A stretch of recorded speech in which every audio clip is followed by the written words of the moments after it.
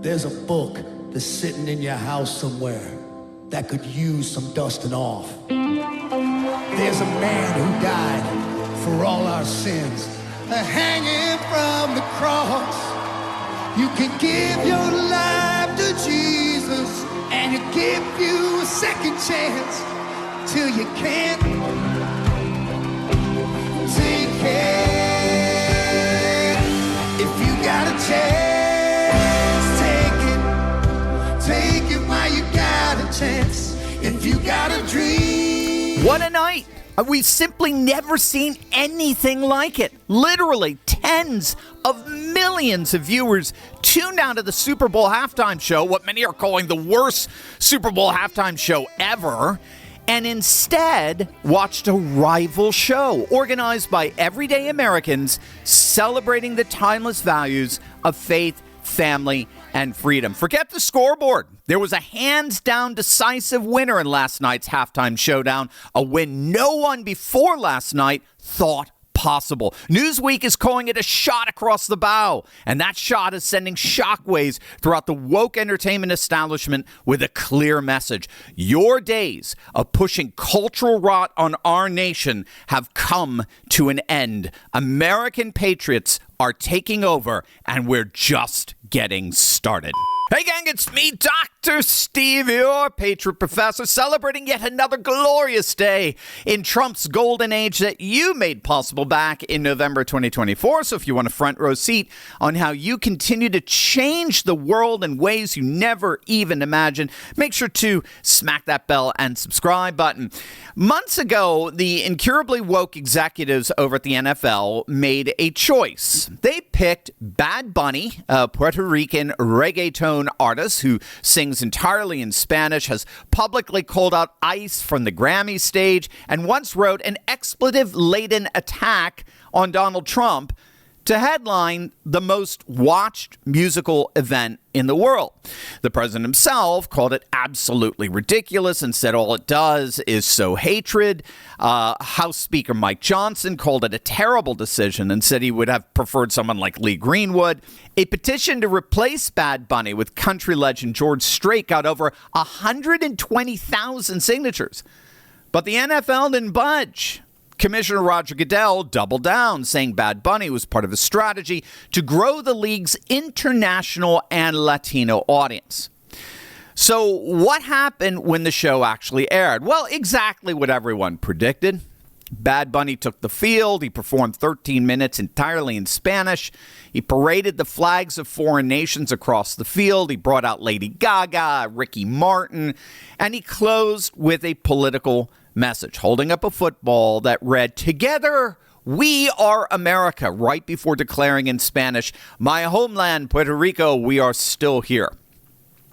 I mean, it was by all accounts a horrible halftime show. In fact, video taken during the halftime show shows fans rather apathetic over it. I mean, you got a few dancing, but the vast majority are just standing there bored out of their minds at this ridiculous spectacle that they were being forced to have to watch.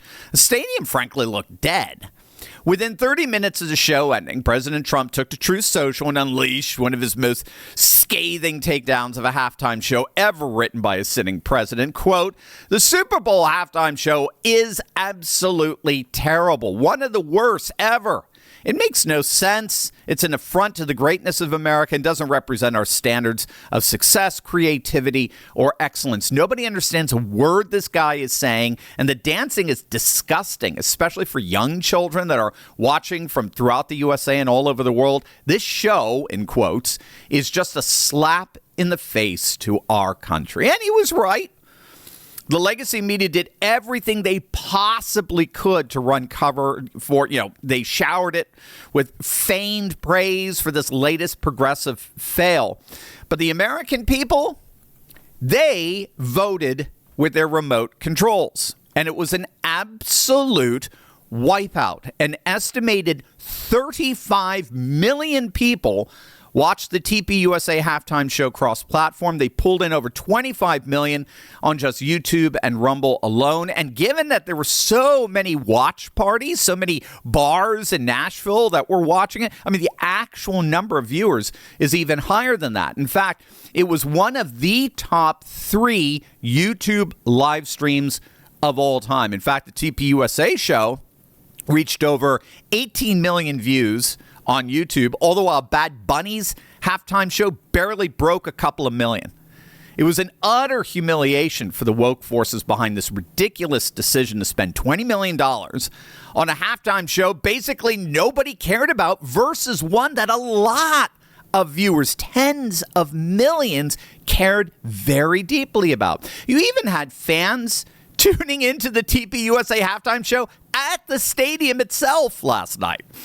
Now, we predicted this. We predicted that TPUSA was going to crush Bad Bunny. And besides our videos from last week that you can go and check out, I had that prediction published in an interview I gave with the Washington Examiner. The interview itself was just about 48 hours before the Super Bowl, and the interviewer was very skeptical of TPUSA and whether they could pull this off. And what I'm going to share with you is exactly what I told her, and it explains everything. You are not going to want to miss this. But first, the crypto markets, they're, shall we say, a little shaky, but this is exactly when patriots win. Let's be clear, moments like this are unsettling, right? Prices dip, headlines scream, and the so-called experts tell everyday Americans to sit tight and do nothing.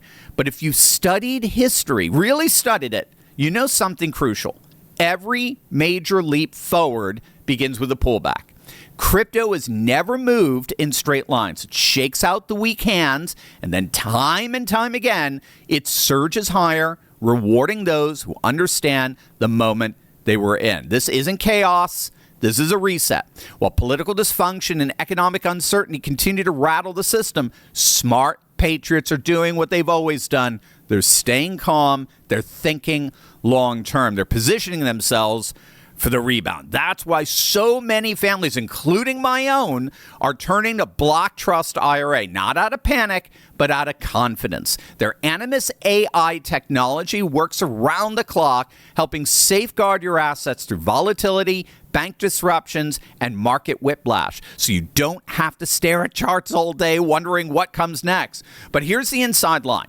Animus AI doesn't just play defense. It's lying in wait. It's positioned to be the very first one off the starting blocks the second the bull starts running again. And in crypto, it always runs again. This is about building resilience. This is about protecting your family's future. And yes, this is about being ready when the next move up comes, as it always has. Head on over to turleytalkscrypto.com right now and take advantage of a free $2,500 funding bonus when you get started. I've been a long-time client of Block Trust. I love them. I know you will too. Click on that link below right now. My interviewer over at the Washington Examiner asked me a very direct question. Why on earth is Trump and the MAGA movement so obsessed with getting the approval of pop culture? That's how she interpreted, originally at least, this all-American halftime show. For her, it showed a rather strange desperation. So here's Trump and the Republicans. They've got all the power in the world. They have the White House. They got Congress. They got a conservative majority on the Supreme Court. And yet, they're obsessed with Bad Bunny. They're obsessed with an NFL halftime show, a Super Bowl halftime show. And they're desperately trying to get the approval of pop culture. Why? What gives?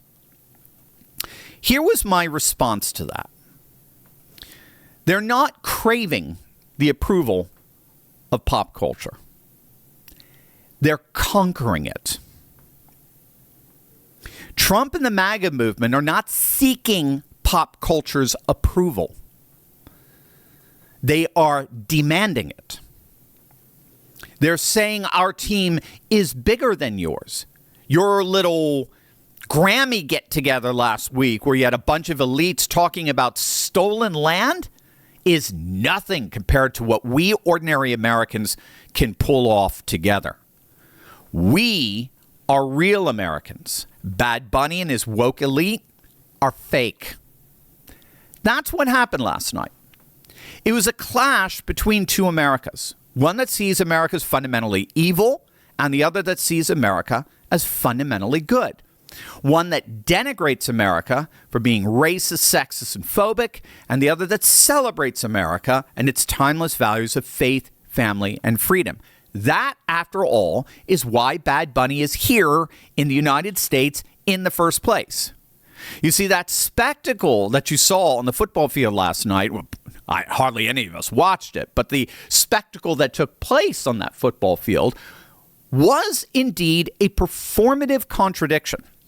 And you got to get this. Anytime you're talking with anybody woke, you got to bring this up.